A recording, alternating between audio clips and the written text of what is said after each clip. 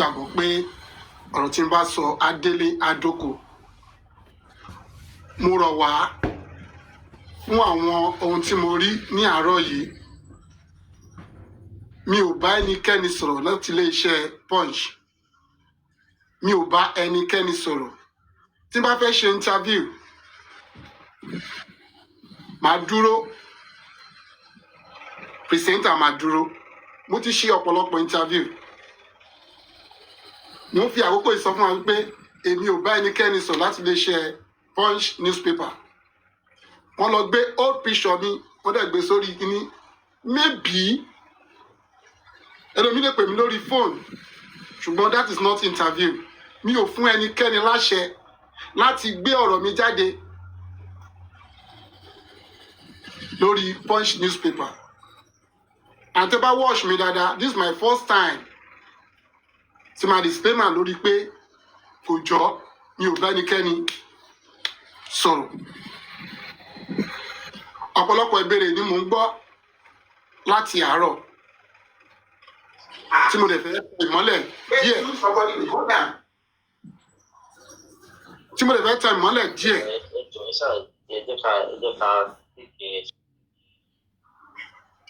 Tí mo fẹ́ tẹ ìmọ́lẹ̀ díẹ̀ sí àwọn ìbéèrè yẹn, because mi ò plan láti wá sórí platform lénìí láti bá wa sọ̀rọ̀. Ṣùgbọ́n suddenly nígbà tí mo rí ohun tí wọ́n gbé jáde láti iléeṣẹ́ Punch, èmi kọ́. Mo dẹ̀ ń rọ̀ wọ́n àti wípé pẹ̀lú bí ọ̀rẹ́ ṣe ń fẹ́ pé ọdún méjì, ṣó yẹ kán tún wá ṣẹ̀ wá lo iléeṣẹ́ yìí láti dá kéèsì irú.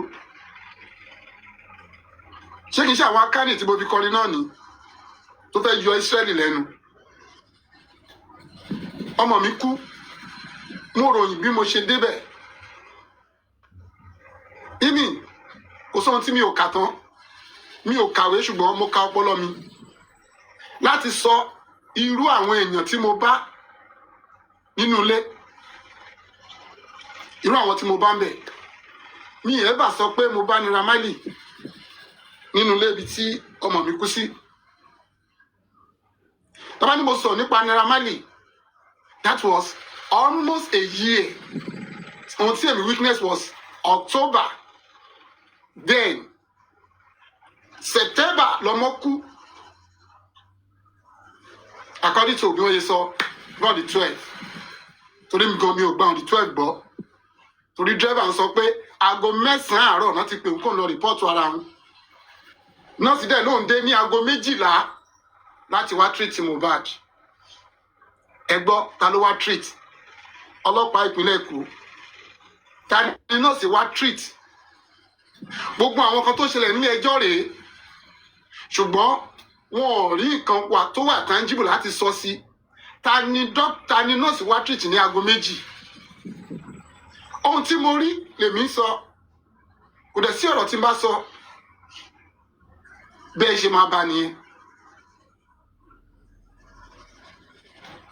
Mo wòye títí wípé ní ìgbà tí ọ̀rọ̀ yìí fẹ́ lójútùú ni wọ́n tún ṣe wá ń gbéra wọn dìde tó wá lọ lo iléeṣẹ́ Punch láti dojú ọ̀rọ̀ rú.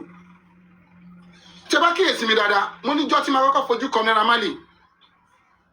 Ó sọ fún mi pé dádì, àkáǹtì méjì tí ọmọ ẹ̀ present tó fi ń gbowó lọ́wọ́ òun pé àkáǹtì obìnrin ni. Ó lóun láti fọ́ọ̀sì ẹ̀ pé ìkan gbọ́dọ̀ kárí orúkọ ẹ̀. Ẹ lọ wo interview mi dáadáa. Mi ò ń parọ́ mọ́yàn, ohun tí èèyàn bá ṣe màá sọ pé nǹkan báyìí ló ṣe. Ó sọ̀rọ̀ yẹn, mo dẹ̀ pé ọmọ mi pé ń gbọ́ àkáǹtì ìyá ìyàwó ẹ̀ ló fi ń gbowó. Dádì òun ti ṣéǹjì ẹ̀. Ó pẹ̀lú ohun tí kò jẹ́ kí n rí nǹkan gbà lọ́wọ́ ọmọ yẹn, torí pé kò ní fẹ́ lu àkáǹtì ìyá ìyàwó yẹn láti send owó sí mi kí n má bàa mọ̀. Naira Marley sọ bẹ́ẹ̀. So tó bá wá tún sọ ń sìn, it's not new to me. Ohun tó ti sọ ní ìgbà yẹn nìyẹn. So mi ìwà mú àwọn tó tún lọ lo Punch newspaper láì bá wọn sọ̀rọ̀ láti gbé fake news jáde wọ́n dẹ̀ gbé picture mi síbẹ̀. Kò sí ẹni tó wá láti iléeṣẹ́ Punch newspaper tó sọ fún mi pé òun wá interview mi àtọ̀. Mo rọ̀ wá oríṣiríṣi ìbéèrè tí wọ́n ń béèrè lọ́wọ́ mi ni èmi máa tún gbìyànjú àti sọ, torí pé wọ́n sọ pé bàbá ni ó ń instruct justice, bàbá ni ò jẹ́ kí wọ́n rí evidence. Ẹ gbọ́ mi yé kélé tí kò gbọ́ o. Ìyá Mohbad ló pè mí pé ọmọ mi kú, àmì pé ara ọmọ mi ò yá, tí mo dẹ̀ múra láti lọ. Mo lọ dúró sí bus stop, òun ni mo tún sọ yìí. Wọ́n dẹ̀ dé bus stop, mo rí wọn àti ìyá Túndé lórí ọ̀kadà, wọn ò wá wọn bí tí mo wà mọ́. Mo dẹ̀ gbé mọ́tò mo tẹ̀lé wọn, kí n tó dọ̀dọ̀ wọn, wọ́n ti bọ́ sórí boat. Thank God, ó kéèyàn kan, mo dẹ̀ bá wọn bẹ̀. Ibi tó ti ń lọ, wọ́n ti ń sọ̀rọ̀ lóríṣiríṣi, Dàróṣà ń pè wọ́n. Mo dẹ̀ gba fóònù nígbà mo dé bus stop.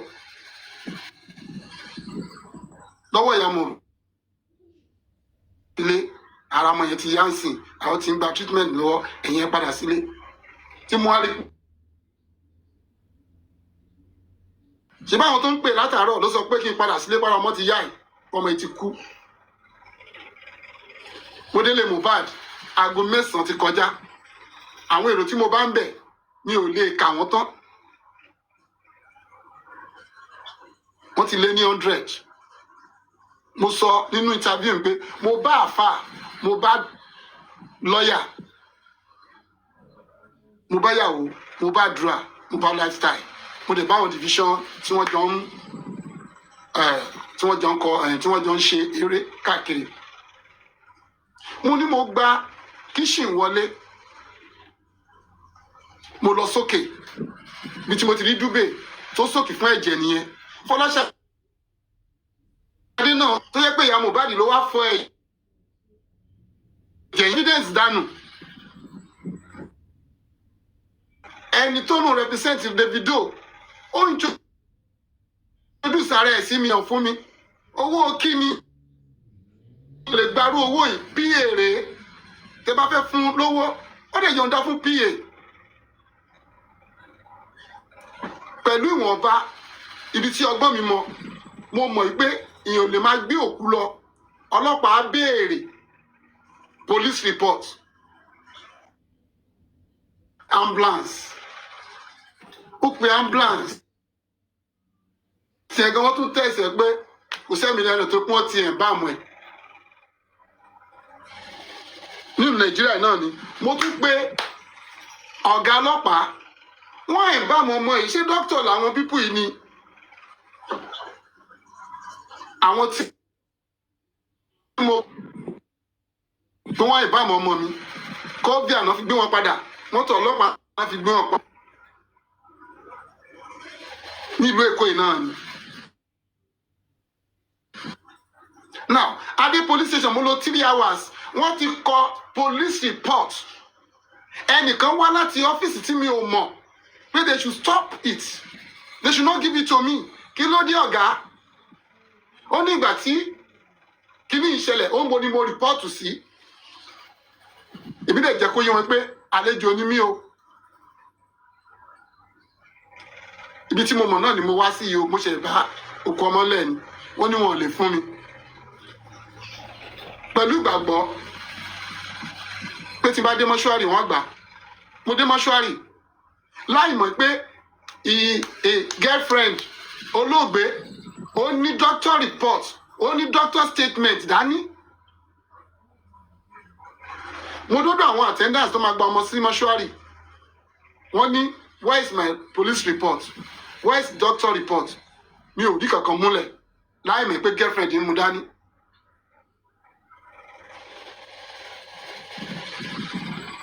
Àjọ̀dé mọ́ṣúárì ni. Àyàn àjọ̀dé mọ́ṣúárì ni. Àdúrà àjọ̀dé mọ́ṣúárì ni. Cynthia àjọ̀dé mọ́ṣúárì ni. Ìyá Túndé àjọ̀dé mọ́ṣúárì ni. Ẹ̀gbọ́n Wùmí ọkùnrin kan àjọ̀dé mọ́ṣúárì ni. Dàróṣà àjọ wà ńbẹ̀ ni. Mo dẹ̀ fi wọ́n lẹ̀ lóru yẹn. Bí kò ṣètò, èmi ń lọlé. Nígbà tílẹ̀ mọ́, ojú mi ò tó bẹ́ẹ̀ mọ́. ṣùgbọ́n àkọ́bí mi pè mí lọ bá wọn ní mọ́ṣúárì títí wọ́n fi gbókùdé. Kò ń ṣe ohun tí mo lè fojú rí mọ́. Ṣùgbọ́n àwọn tó manipulate ara wọn náà ló tún lọ lo punch yìí o láti da ojú ọ̀rọ̀ rú o. Wọ́n níṣe ni bàbá ra pósí lóru, wọ́n níṣe ni bàbá fẹ́ lọ sí ọmọ lóru, oríṣiríṣi là ń gbọ́. Ẹni tí mi ò bá sọ̀rọ̀ rí, ó ní I beg him, I plead to him, he didn't listen to me.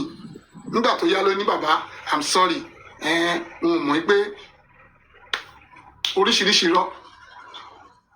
Now ṣé Naira Marley tí ò bá gbélé inú ilé lọmọ ìkú sí? Èèyàn lọ sí show, àbúrò ẹ̀gbọ́n testify sí pé kò sí ẹni tó lè sọ pé òun rí ẹ̀gbọ́n níjọ́ Monday. Ẹ kíyèsí ọ̀rọ̀ yẹn, ó ní kò sí ẹni tó lè sọ pé òun rí ẹ̀gbọ́n níjọ́ Monday. Ó ní sọ pé wọ́n ò ní fóònù ẹ̀gbọ́n wa, òun lọ kó fóònù fún, ó ní kò sí ẹ̀dá láyé kan sí pé òun rí ní Monday.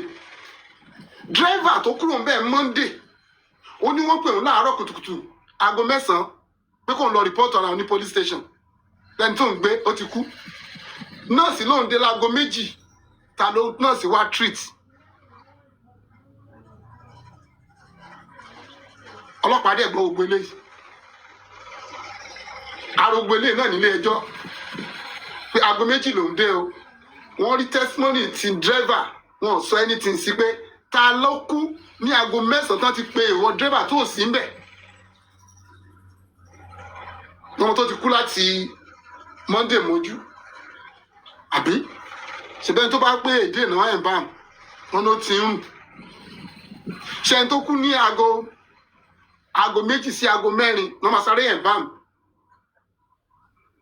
Now Ọlọ́run wá ń tú àwọn àṣírí sí i, àwọn kan tún kóra wọn jọ láti lọ lo iléeṣẹ́ Punch láti dojú ọ̀rọ̀ rú. Mi ò bẹ́nikẹ́ni ṣe interview o, mi ò interview pẹ̀lú ẹnikẹ́ni. Mi ò morúkọ ẹni tí wọ́n kọ sísàlẹ̀ pé èmi àtòun ń bọ́lá dúró sí. Tí bá fẹ́ pe mídíà, màá pè wọ́n, àjọ sọ̀rọ̀ pé o interview mi one on one.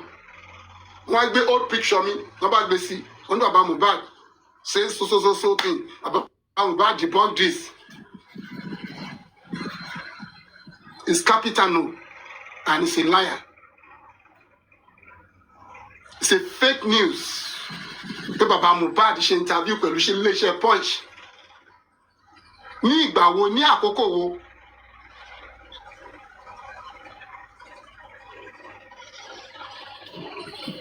Ẹ jọ̀wọ́, níbi tí ọ̀rọ̀ dé yìí, kẹ́nikẹ́ni má ṣe yọ mí lẹ́nu mọ́. Ohun tí mi ò bá sọ, kẹ́nikẹ́ni má ṣe sọ on my behalf. Mo ní orúkọ tèmi protect. Because ohun tí n bá sọ, òun náà ni mo sọ o. Ní àkókò yìí, mi ò bá ẹnikẹ́ni sọ̀rọ̀. Mò ń jẹ́ ojú ìwòye kí tẹ̀ tó lè bọ́ anybody sọ̀rọ̀ bóyá ọjọ́ tó mọ̀ ẹ̀ bá pé ọdún 2. Ọ̀pọ̀lọpọ̀ ni wọ́n béèrè ìròyìn lọ́wọ́ mi, ìjọ́ òun náà fẹ́ sí, fine. Àti ìmọ̀ ikú tó pa Mohbad, à ń béèrè ni. Ọmọ tó fi sílẹ̀ àti ìbí DNA ẹ̀ ṣe, tí mo dẹ̀ ń sọ fún gbogbo àgbáyé pé on the 9th of September náà ní ká wá gba court order. Mò ń sọ, gbogbo àgbáyé ń gbọ́ báyìí. Kọ́lọ́run jẹ́ kán yọ̀ǹda ẹ̀ fún wa. Àwọn tó manipulate láti bí ọdún 2 wá, àwọn náà wọ́n tún bẹ̀rẹ̀ iṣẹ́ o. Àwọn ló ń ṣiṣẹ́ ibi yìí o. Mi ò bẹ́nikẹ́ni sọ̀rọ̀ o, mi ò ṣe interview pẹ̀lú ẹnikẹ́ni o.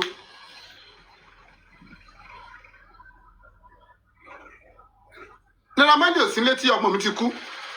Ilé lọmọ mi kú sí o. Mò ń sọ o. Ọmọ ẹ̀ ti kú sílé kó tó kú síta o. Inú ilé náà pa á sí o. Inú ilé mo ti rẹ́jẹ o. Gbogbo tí mo sọ yìí kò reflect bí a driver tó kò wá drive lásán tó kúrò bẹ́ẹ̀ Monday wọ́n pè é láàárọ̀ wọn ò rí bàbá ẹ̀ pè wọ́n dẹ̀ ń bá mọ̀mọ́ kí n tó dé ọlọ́pàá ò rí yẹn wo tani nọ́ọ̀sì wá treat.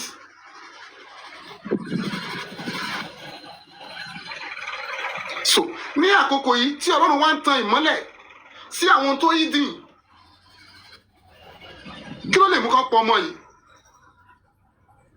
wọ́n lè rí owó ẹgbàá kan pa náà ṣe báwọn náà lo àkáǹtì ẹ̀ láti máa gbowó ẹ̀ ṣé àwọn ló ṣiṣẹ́ ni àwọn manipulator sọ pé ìgbà tá à rí wọn àti bàbá ẹ̀ Ògún ó lè lo anybody bí ẹni yẹn ṣe sọ̀rọ̀ yẹn ìrandíran ẹ̀ bí wọ́n ṣe yọ ẹ̀mí lára Mohbad Ọlọ́run á dẹ̀ yọ ẹ̀mí lára ẹni yẹn ẹni tó bá tún gbógun dìde pẹ̀lú bí ọ̀rọ̀ bí àṣírí ṣe ń tú yìí tó tún sọ pé òun fẹ́ dàrú bó dáa fún láàárọ̀ bó fi irọ́ yẹn kojọ láàárọ̀ ó máa dànù tó bá dalẹ́ o.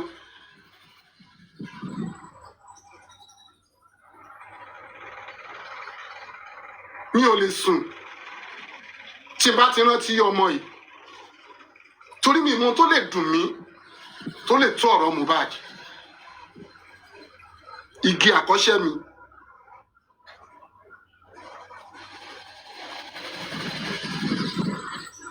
sí náà irọ́ ni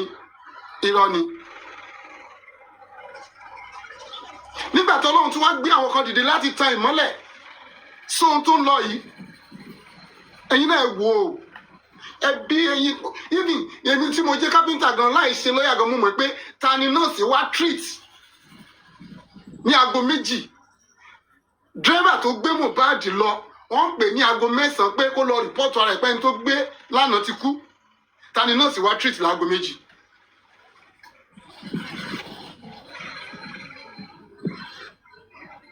mo sọ̀rọ̀ nípa àwọn tó embalm adájọ́ sọ kọ́kọ́ sí o mínítì ò gbé yẹn o wọ́n embalm láì ṣe doctor kí ló ń cover wọ́n fún girlfriend yẹn ní doctor report pé gbé òkú yìí lọ sí mọ́ṣúárì wọ́n gbé padà wálé kí ni wọ́n cover nínú CCC yìí kò reflect o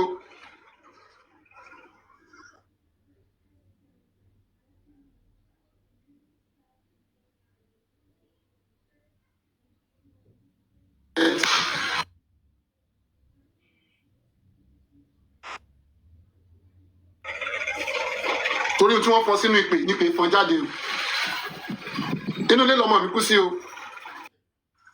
ṣé àwọn tó ń lo àkáǹtì alákáǹtì láti gbowó ṣé wọn lè ṣekú pa ìbéèrè ni ẹjá bira wa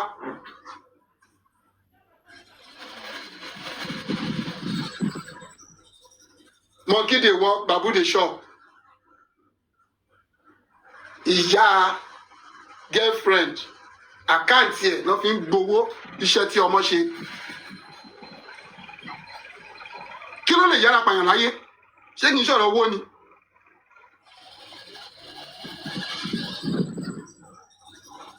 àṣírí yẹn wá ń tún sí i wọ́n á lọ lo iléeṣẹ́ Punch pé bàbá Mohbad grant interview ní ìgbà wo ní àkókò wo níbo la jókòó sí ìyàlẹ́nu ló jẹ́ fún mi o pé a lè lórú iléeṣẹ́ yẹn láti da ohun tó ń lọ rú láì bánikẹ́ni ṣe ẹni. mo rọ̀ wá kẹ́nikẹ́ni kó lọ ṣọ́ra o ẹni tó bá wù èpè èpè máa mú o èpè máa mú o àṣírí tó ń tú yìí Ọlọ́run ló pọ̀ mọ̀ fẹ́ expose wọn ẹ gbọ́dọ̀ tí Mohbad sọ oníjẹ bá ti ń ṣe tipẹ́ eléyìí lè máa fi ṣe àṣemọ́ oníjẹ bá pa òun ẹ̀ lè pa gbogbo ẹbí òun àwọn ẹbí yẹn ló dìde sí mi torí ìyàlẹ́nu ló jẹ́ fún mi ṣùgbọ́n ẹlòmíì náà kò tí ì tọwọ́ ọmọ ẹ̀ bọ́ṣọ́ pẹ̀lú gbogbo àṣírí tó ń tú yìí.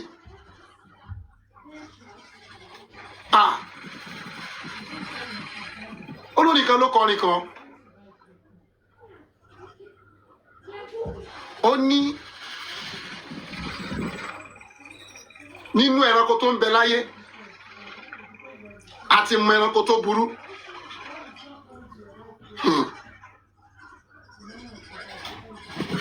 tí a bá ti rí ẹranko àmọ́ ìwà tí ajá lè wù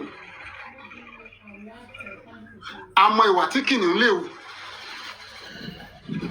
àmọ́ tí àgùntàn. ẹ jẹ́ kí n wá kọ lórí báyìí.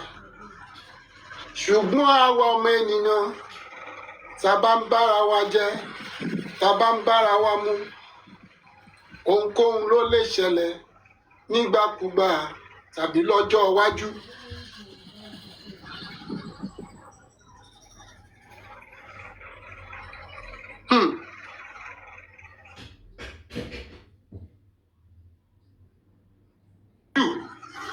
ẹ wo gbogbo ọ̀rẹ́ Mohbad ẹ wo táwọn àyà ń sọ wọn lè bọ́ ta kán sọ̀rọ̀.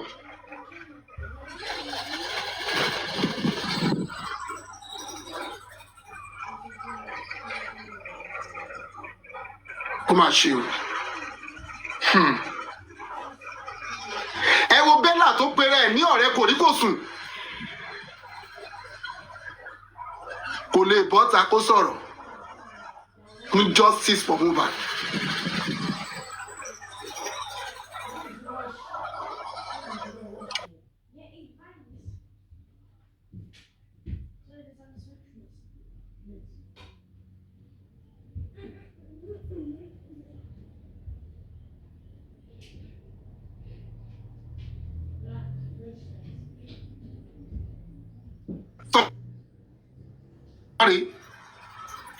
mo rọ̀ wá ẹ jọ̀wọ́ ẹ jẹ́ ká kíyèsí ohun tí a bá ń ṣe ẹ̀dá yòówù tó bá wà láyé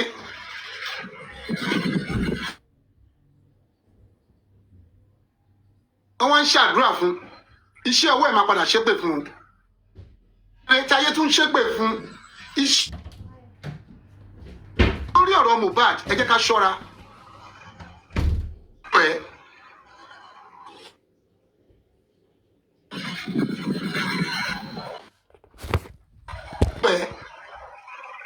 Lákìrú iléeṣẹ́ yẹn sì wọ́n ti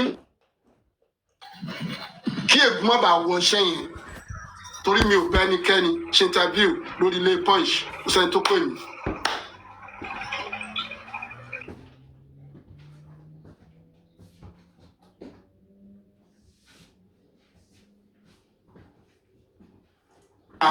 láti sọ̀rọ̀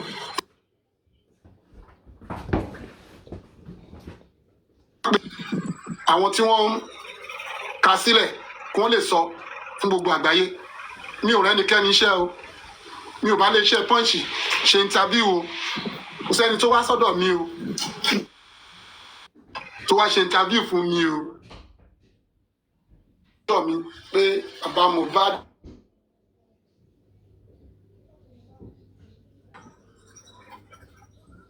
ẹ gbà mí o ẹ ṣé. Thank you so much, ladies and gentlemen. Daddy, and a happy Sunday to you all. Thank you, everybody, for joining us. Mr. Miwa, thank you so much. Lady, thank you so much for joining us. Ladies and gentlemen, can just help us power tap on the screen because of the network. Thank you, everybody. We want to welcome everybody right now. Thank you once again for standing by. Thank you for the full support that you have given to Mr. Joseph Oluwabamiwo Aloba. Thank you from day one. You've been here and up till now you are still here. Thank you so much. Before I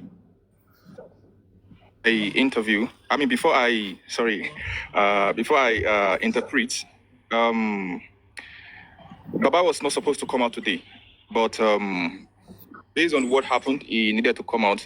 As you can see, I'm sure he's stressed from Sunday service and every other thing. But then, just because of what happened, he needed to come out and debunk this. And appreciation goes to everybody who has actually done one or two things about the particular publication that comes out, that came out earlier on yesterday. They just carry me go Abuja with nothing. I'm expecting them over a month now. They said they will call Lagos State. I didn't see anything. Please help me interpret. About the multi carpenter never. Mo lọ sí Abuja pé kọ́ bá mi wá ikú tó pa ọmọ yìí. Wọ́n ní wọ́n máa pe Lagos State over a month. Wọ́n ò tí ì pe Lagos State. Okay, thank you so much. Thank you, sir. Ladies and gentlemen, one of the things I missed when Baba was talking that I was supposed to interpret is the fact that the blood aspect. When Baba got into the house, he said he saw Juve soaked with blood, and he is not the only one that saw it. Mrs. Folashade, which is Mohbad's auntie, testified to it, and also Mrs. Folashade, which is Mohbad's auntie, when she granted an interview with VDM, also confirmed it and said it was our own sister, which will be Mohbad's mom, that actually washed the duvet that was soaked with blood. And up till now, the authority are yet to do anything about that particular evidence alone, that yes, 1, 2, 3, 4 persons, based on the coroner inquest, based on Mrs. Folashade's testimony, and based on what Baba Mohbad said, even at the coroner inquest, the authority are yet to do anything about it. You are also going to read Baba's main post on that, which has been posted on your page earlier today. Please, you can help us to screen record what I am about to read now. Screen record this and send to your blogs on Instagram. Screen record this and send, because we are setting the record straight here.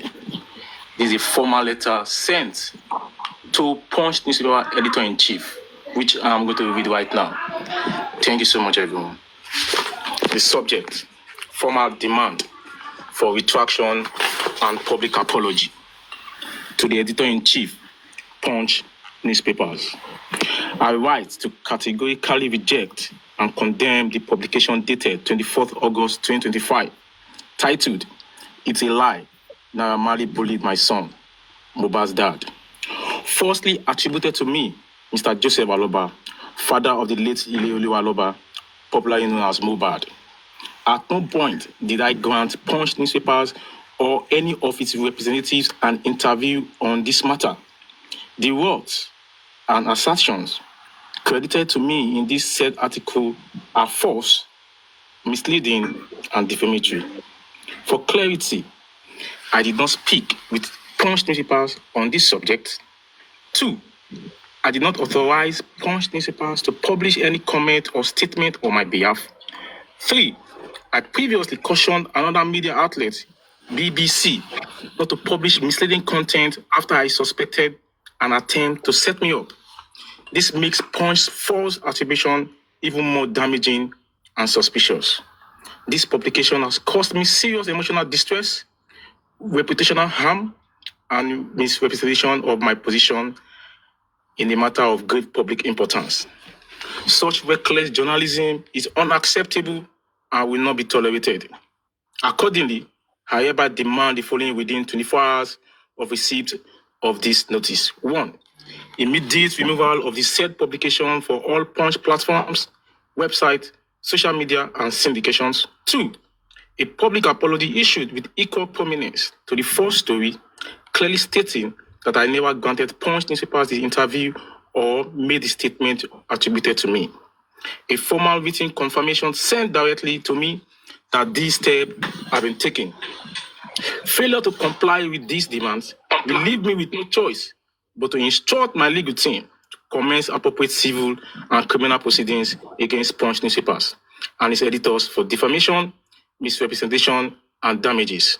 I advise you to treat this matter with the urgency it deserves. Signed, Mr. Joseph Aloba, father of Ileolu Aloba, aka Mohbad. Thank you so much. Please As you are doing this, kindly send it to your bloggers and tell the whole world he never granted any interview, an exclusive interview with Sunday Scoop of the Punch newspaper. Thank you so much, everyone. Over to you, Ishtok. Yeah, thank you, lady. Big one, Mr. Amiwa, thank you. Let's have you, sir. Thank you so much.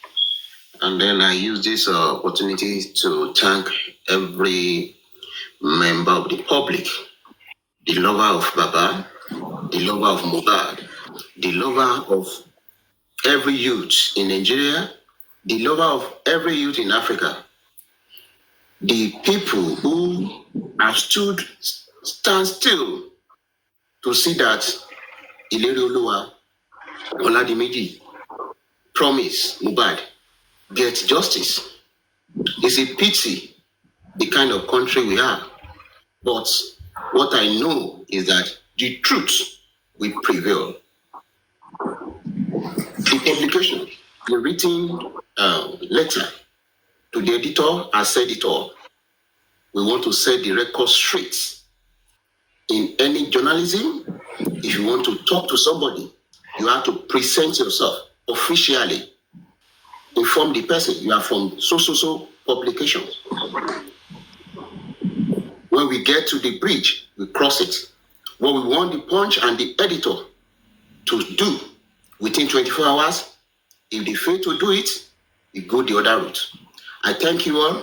I use this opportunity to beg everybody that this publication might have touched negatively. Please let us be patient. God, who has been with us from the day one, will see us through. One thing I know is that Mohbad is not sleeping. One thing I know is that God is not sleeping. One thing I know is that no matter how long, we are going to get justice, irrespective of the devil, the evils people perpetrated, we are going to get justice. The simple truth is that we want to know what killed Mohbad. Mohbad did not die because of bullying. Mohbad died in that house. His father has been saying it categorically. If Nigeria were a country whereby everything goes, law is so extremes, we will have gotten what killed Mohbad. Mohbad is the most simplest case that anybody can unravel. But the authority that be keep on using people to derail the public, derail the whole world. It's a shame. Sometimes I look at myself. Is it a cost to be in Nigeria? Is it a cost to be in Nigeria? Is it a cost to come from Nigeria? God will lead us to the promised land. Thank you all. Thank you, Mr. Muiwa, for that one. Thank you. Ladies and gentlemen in the comment section, thank you so much. Let's just, we'll grant not too many questions because of this. No, not so many questions, but just, yeah. Mr. Ishak, Daddy Ishak, you can go ahead, sir. Thank you. Yeah, Baba, ẹ kú bí Nàìjíríà ṣe rí, Ọlọ́run á dúró tì yín. And to Nigerians home and abroad, I salute your courage, your steadfastness, your resilience, your commitment to this struggle. It's a clarion call, and God will deliver us all. I want to first add something to the request, and that is in all this that is going on, the need for forensic is sacrosanct. That is to add to Baba's request. And on the attempt to twist events, it is not new. We we are used to that.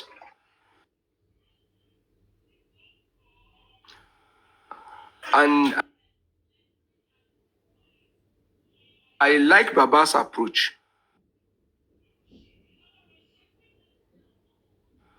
Though I proposed something earlier, but I want to embrace this approach.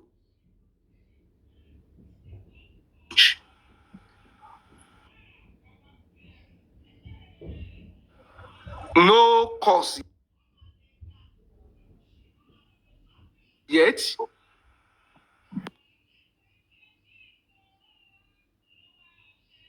No attack yet. It is the legal option that we have embraced, and I support that. On our different platform,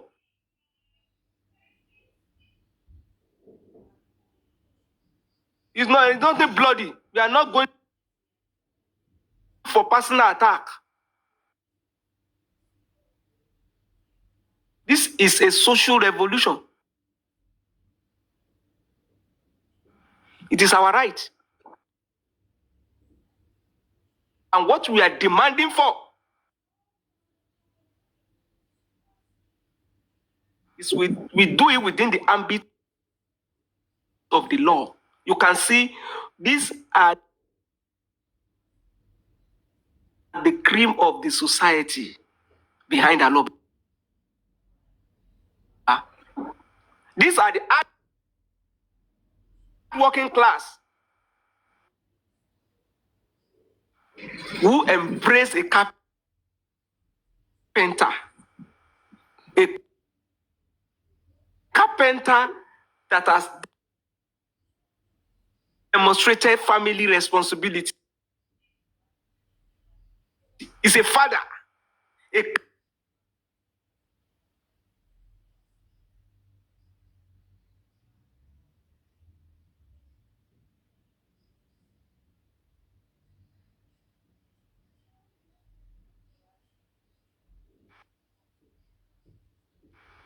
it is not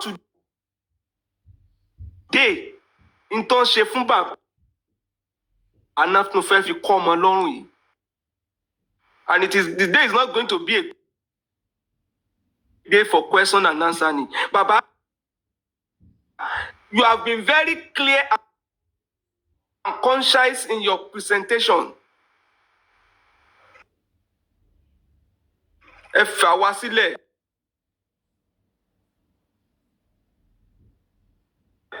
I've said it earlier on.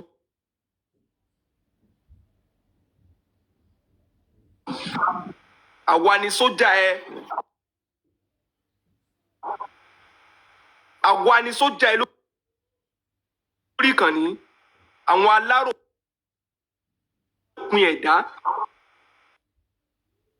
tí wọ́n gbé 2 million lé bàbá lọ́mọ lọ́wọ́ tẹ́ ẹ̀ fún doctor's report tẹ́ ẹ ní kó lọ́mọ kó máa kiri tó tún tẹ̀lé eyín dé kínní tẹ́ ẹ wá jáde lánàá àwọn kan tún jáde wọ́n ń parọ́ oríṣiríṣi mọ́. Àmọ́ máa ṣe analysis ti wà lọ́nbi tó yẹ kó lọ. Punch.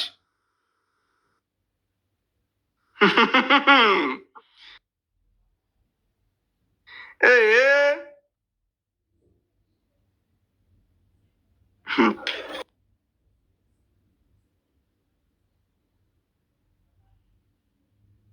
Àti pààyàn tẹ́ bá lè fẹ́ máa pààyàn physically àwa á fẹnu pààyàn sínú ayé á fi ẹnu á fi pààyàn sínú ayé.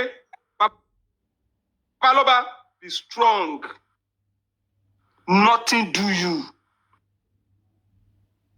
Àwa sójà ẹ àwa ńlẹ̀ any day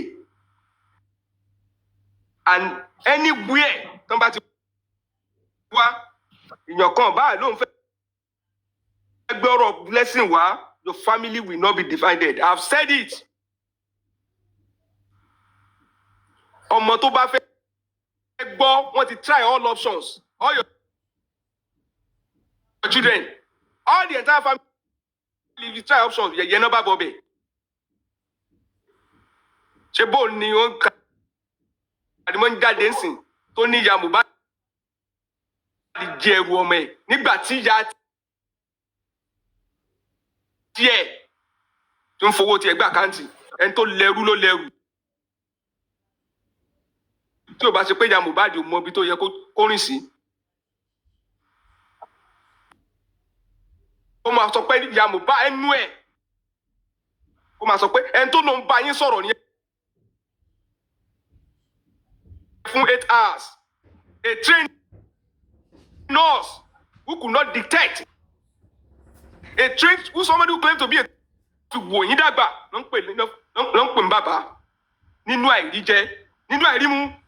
Bàbá Aloba is strong and God will take us to the promised land. Bàbá àbá wọn jẹ́ o, bàbá àbá wọn jẹ́. Kẹ́ni màmá ní èèyàn, bàbá àbá wọn jẹ́. Gúnugún wọn ní kí máa ikú léwe. Bàbá Aloba, gúnugún wọn ní kí máa ikú léwe. Ẹ má pe Joseph lápè sọ́run o, sọ̀wọ́ lọ́wọ́ màmá ẹ o.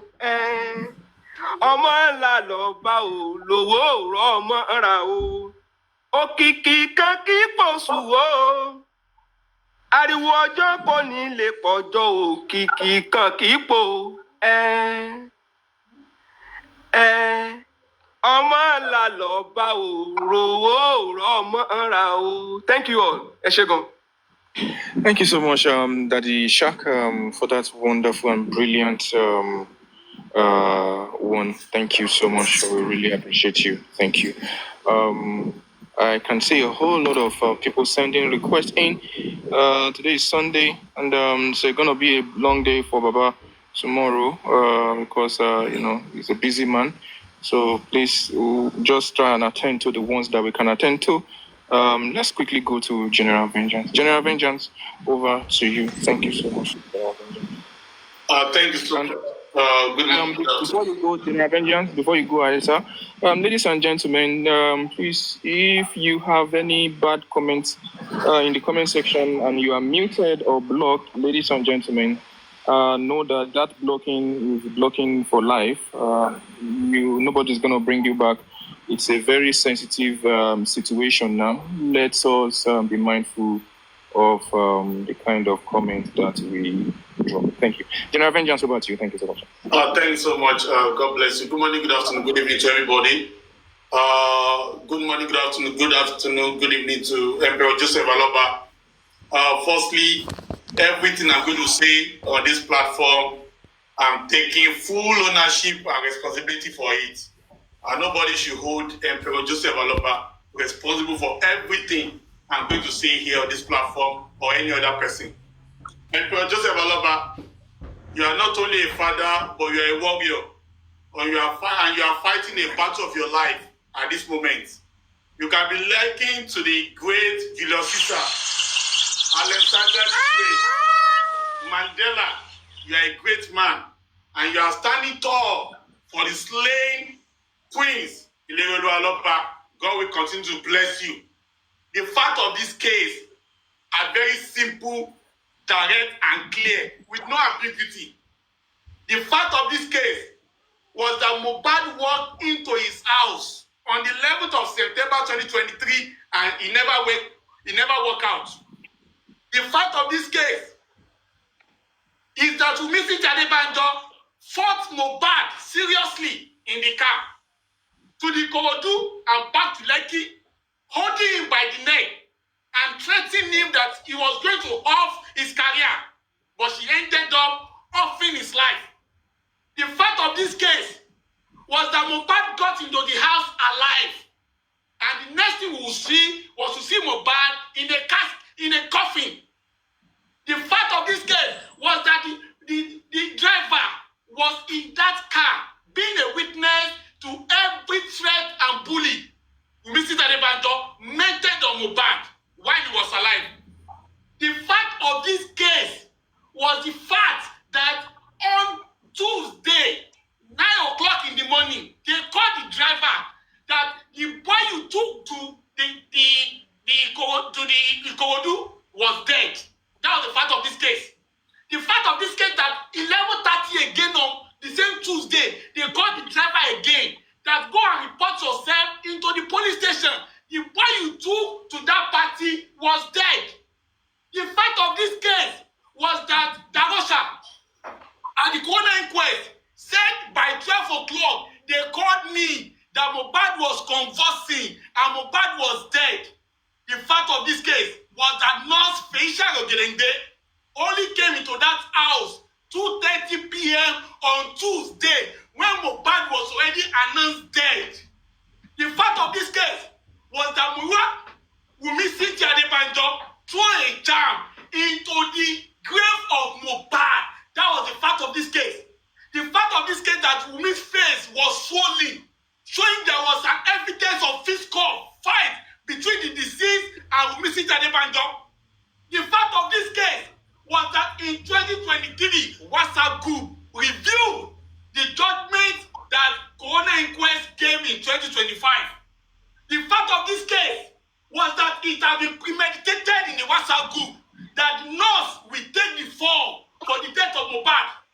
The fact of this case was that Iyabo Ojo, Toto Dike, Wunmi Cynthia Adebanjo were the first to establish GoFundMe, where over 220 million naira was donated and the money disappeared into the teen year. The fact of this case was that the likes of Iyabo Ojo and all those in that group chat, they were the ones discussing Mohbad royalties and properties behind the father of the deceased. The fact of this case was that the deceased was taken to the hospital and they were told to go and drop Mohbad's body in the mortuary, but they refused to do so.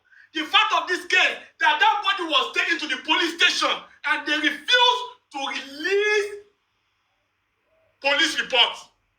The fact of this case that body was taken to another mortuary and they refused to accept that body for care and preservation. The fact of this case was that Mohbad was being strangulated, caged by the family of Wunmi Cynthia Adebanjo, and they were busy getting all his money and sweat. The fact of this case that Wunmi was ordinary girlfriend and did not have the government have played high-ostrich game with the death of Mohbad, and they know who killed Mohbad, but they have decided to do nothing. The fact of this case is that they are trying to rob the father of the deceased, turning him to the culprit, and almost want to pinch the death of his son on the father. The fact of this case is that the whole world knows that the nurse was not the killer of Mohbad.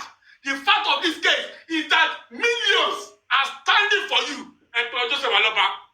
The fact of this case is that Emperor Joseph Aloba, you have got all the support you need at this point to stand not only the killers, to stand not only against the killers of your son, but against those that want to reap where they did not sow concerning the sweat of your son. The fact of this case is that Mohbad's death are being strangulated. Mohbad's cause of death are being hidden from the public, and they are trying to sway the narrative in a rubbish and wrong direction. The fact of this case is that Mohbad's spirit is not resting. Mohbad's spirit is fighting side by side with you, and that is why it is revealing the hidden secrets, not only by the authority, but by those that are being used, by those that actually buy your son and produce a developer. The fact of this case is that God will not fail you. The spirit of your son will not fail you and produce a developer. The fact of this case is that those that buy Mohbad, they will not live to see the goodness of that of their children and their generation. The fact of this case is that those that are sponsoring evil things against you and your personality, all of them, the Lord shall overcome them. The Lord shall waste them. And causes shall just live in their lineage forever. The fact of this case is that God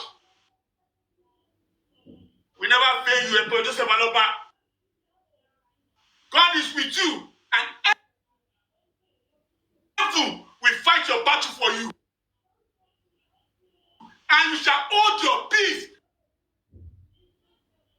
The fight of this case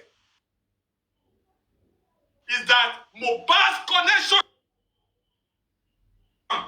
will defeat political connection, will defeat monetary connection, will defeat Michael's connection, will defeat legal connection, and God shall give you.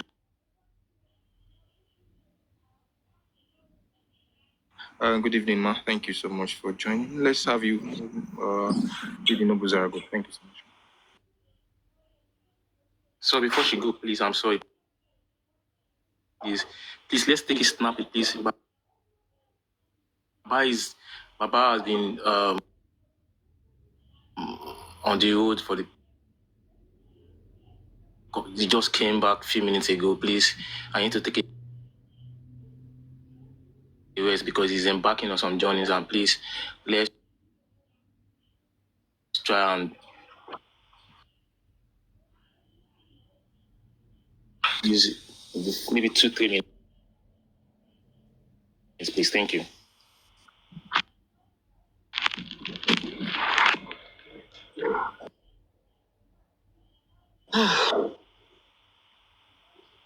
Ẹ kálẹ́ daddy mi. Ẹ kálẹ́ sir.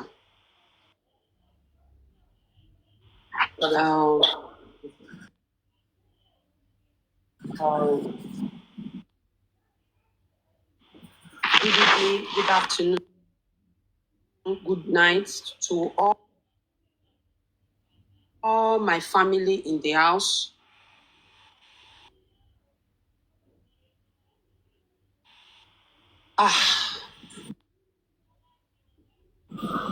Mohbad have said it before.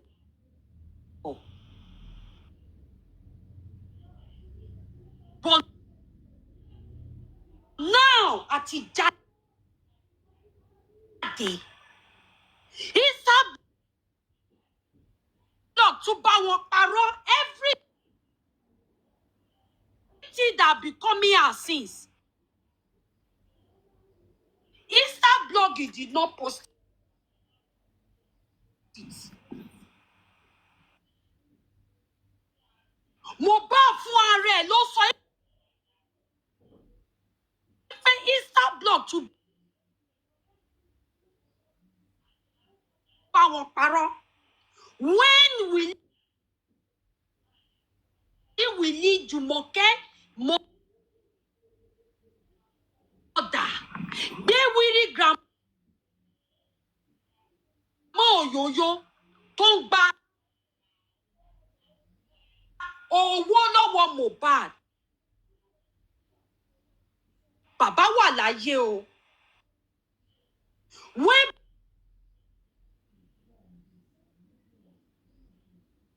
Owanta, everything Baba is doing, they are covering it.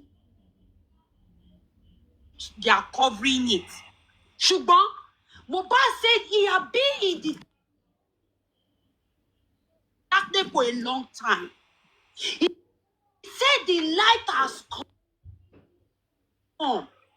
Kò sí bí ó ṣe máa rí. Ìkọ̀ tó wà nínú kòkò ọ̀hún máa bá wa mu síta. Baba, you will be the one to laugh till last. Torí pé ẹ gbẹ́kẹ̀lé Ọlọ́run, ẹni tó bá gbẹ́kẹ̀lé Ọlọ́run kò ní dòfò, kò ní rí òfò. Ẹ̀rín ló máa di ìgbẹ̀yìn wọn. You just continue to be thanking God. Olúwa, ẹ máa fi wọ́n ṣẹ̀sín. Ẹ wò, wọ́n máa ti di refugee báyìí o. Wọn ò lè wálé mọ́. They are to refugee. Wọn ò lè wálé mọ́. This is matter of Mohbad. I want to say this. Wọ́n ti pre-media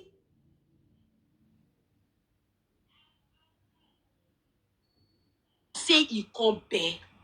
They using Naira Marley matter to finish Mohbad. Jùmọ̀kẹ́ gbé wíri grandma Òyòyò. Ìwọ ló pa Mohbad. You using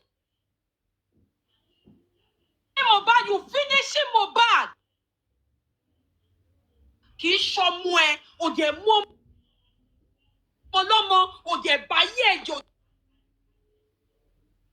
dẹ̀ pa. Wìlíwìlí ló kó gbogbo bí ẹsẹ̀. Ìyá Mohbad ló gbé orí. Why Jùmọ̀kẹ́, màmá grandma Òyòyò, òun ló kó gbogbo ẹ̀ fún ẹ̀. My people, I want you to calm me down in this matter. Mohbad go get justice. Baba, calm down. Tá bá sọ lẹ́ni, tá sọ lọ́la. We know that Mohbad he go get justice. Ẹ jọ̀ọ́, ṣé ìmọ̀lẹ̀?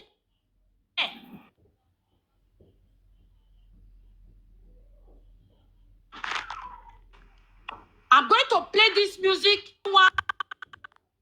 Ẹ gbọ́ kan tí Mohbad sọ ní bíbá.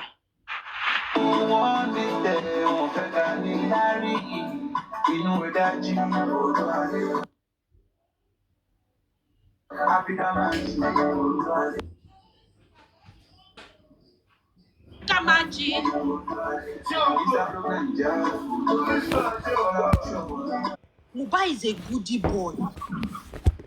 Ọmọ tó dá ni Mohbad.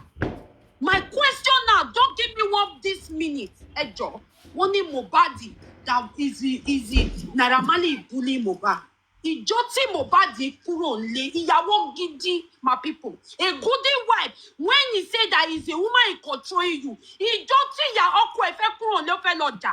You is your best friend or the husband or your ó máa sọ fún ẹ pé wíníwíní, wọ́n sọ báyìí mo ń lọ. Ìyàwó gidi máa ní ọkọ mi, ò ní lọ. Ò ní lọ, you will not go. Because you are seeing the matter. O wá tí Mohbad sí, ẹ̀yin lẹ lé Mohbad kúrò ní Naira Marley. Because you people have a plan láti pa. Ẹ̀yin lẹ gbé kúrò bẹ́ẹ̀ láti pa, all of you. Ṣèyí, the manager, Willy and Bella Shmurda àti what the other and Darosha. Ẹ pawọ́pọ̀, gbogbo yín lẹ pawọ́pọ̀, ẹ̀yin ni ọ̀tá tó plenty. You all of you together, ẹ pawọ́pọ̀ láti pa Mohbad. Ṣùgbọ́n ọ̀run máa tú àṣírí yín. Because Ṣèyí ìkọ́ni lifestyle níjọ́ Monday, Alpha, mo pe nọ́mbà Mohbad kò lọ. Kí ló ṣẹlẹ̀? Ìgbà yẹn ẹ ti yankin Mohbad. Àṣírí máa tú ní agbára Ọlọ́run. Bàbá ẹ lọ calm down, ẹ má worry. Ẹkún ò kí ń ṣe títí. I want you to don't be thanking God in your life. Because when you see us like this, wọn ṣáà lè pa gbogbo wa. This is all of us now. I want you to calm me down. Ẹ fọkàn balẹ̀. Ọ̀run á jà fún yín. Ọ̀run á jà fún yín. You will be the one to laugh last. And so shall it be in Jesus' name. Amen. God bless you, everybody. Thank you all. Thank you all. Bye-bye. Thank you so much, Lady Nubuzarago. Thank you. I appreciate you. Thank you so much. Mommy Rich Grace, ma, over to you. Mommy Rich Grace, are you there, ma? Thank you, ma. Good evening. Good evening,